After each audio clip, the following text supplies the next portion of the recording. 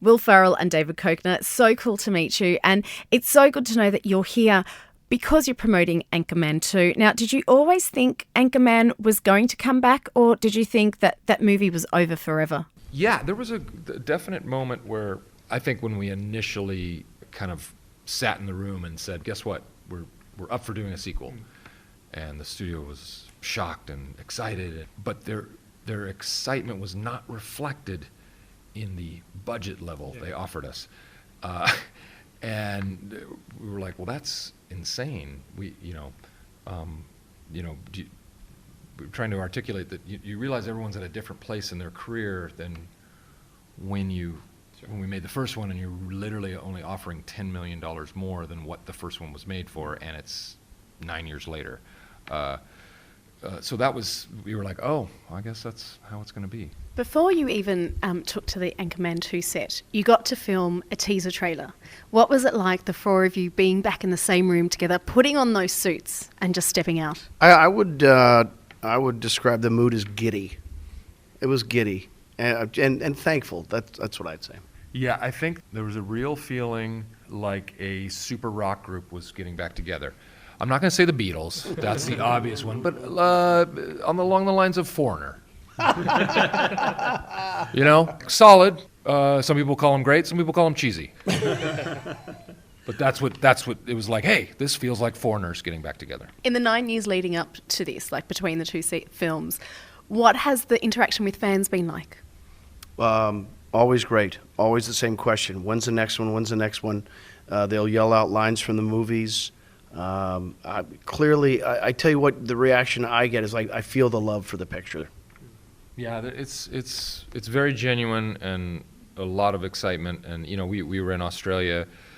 We did a premiere down there, and there was close to 3,000 people who showed up. They had to book up 11 cinemas.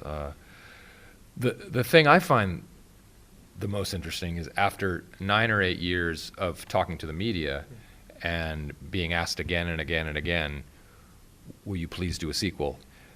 Now the media is saying, are you worried?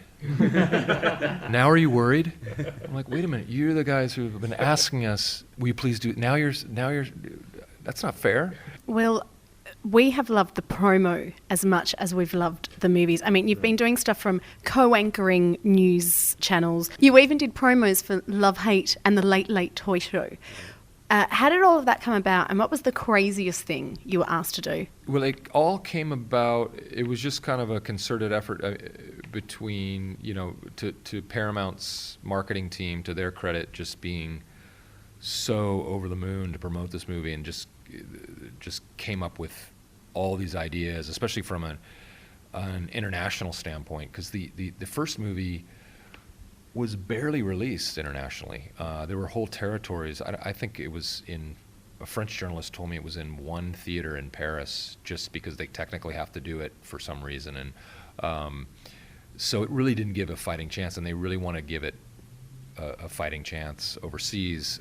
So they had come up with that whole online campaign, and Ron did stuff for Ireland and for England, for Australia, done stuff for Germany, specific to each country, and picking out those specific things, which I thought was really, and they wrote really funny stuff that we kind of got to oversee.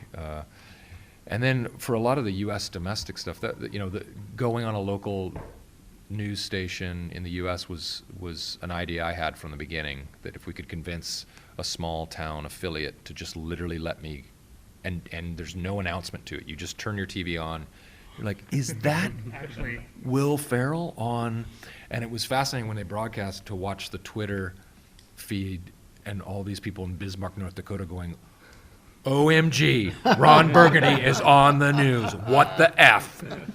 What's going on? I wish this was the news every day. It was just, it worked kind of to a charm. Paul and Steve were telling us earlier on that, working on the film and doing the promo, it doesn't really feel like work because you're all such good mates. Do you feel the same way? Do you feel like you're almost on a bit of a road trip with your mates? Oh, yeah. I mean, this, come on. You're going to come to Ireland with this thing with so much grace? Yeah. It's unbelievable, truly. I mean, we went to Australia. It was such a kick in the pants. Then we're going to go on. It's really extraordinary. Well, I will say, you know, the four of us have a lot of similarities. We actually do enjoy each other's company. We're all devoted husbands and fathers. I know it sounds corny, but it's true. And these guys are all, I say this to everybody, these guys are as nice as you hope they are, because everyone wants to go, what's he really like?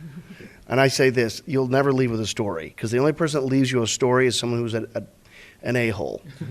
But that having been said, we appreciate the same kind of bit, which, you know, we're on the airplane leaving Newark last night and literally in the cabin counting off, just screaming across With all the other passengers. going 1, 2, 3, 4, and Then it people drops. are like putting stuff in their overhead compartment going, And someone goes, all right, that's not everybody. Yeah. Let's start again. start again.